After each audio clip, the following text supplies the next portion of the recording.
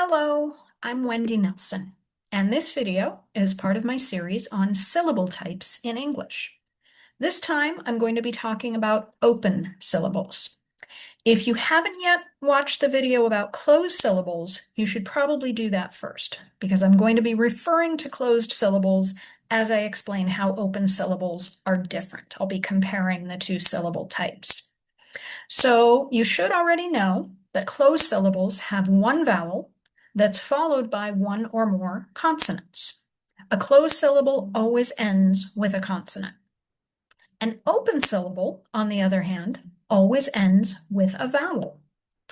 And as you probably know, vowels can represent more than one sound. In my vowel pictures here, you can see words that show you what we call the short sounds of vowels.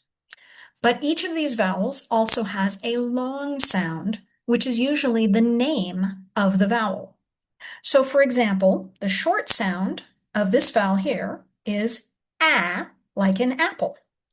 And the long sound is a, which is the name of the vowel. As I explained in the closed vowel video, that consonant at the end of a closed syllable closes off the vowel so that it represents its short sound. In closed syllables, the vowels represent their short sounds. In an open syllable, as I said, the vowel is at the end of the syllable. It's not closed off, so it's free to say its long sound or its name.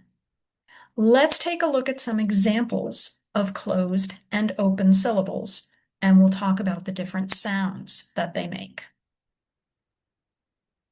So here we have a closed syllable. And remember, we know this is closed because it has one vowel, O. It's followed by a consonant, T. So that T is closing off the vowel. So this vowel is making its short sound, aw. So this would be n-aw-t, not. Well, we're now going to open up this syllable. We're going to take away that consonant that's closing off the vowel. And what that does is allow this vowel to now make its long sound or say its name. The name of this vowel is O. So now this word is going to be n-o, no. Now it's an open syllable. This is a closed syllable. It has one vowel followed by a consonant. We get our short sound aw, so this is g-ought, got, closed syllable. Take away that T at the end. Now this is an open syllable because it ends with a vowel.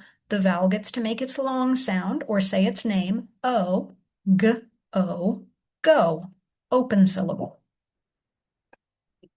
Here's another closed syllable. One vowel followed by a consonant that closes off the vowel. The vowel makes its short sound, w-et, wet. Take away that consonant on the end, we just opened this syllable. Now the vowel gets to say its name, e, w, e, we, open syllable. This one's a little bit longer, and you may or may not know why we have to have two L's here. If you're not sure about that, that's going to be in another video. Or you can check out my online course to find out more. But we know this is closed because we have one vowel. We have one, actually in this case, two consonants closing off that vowel.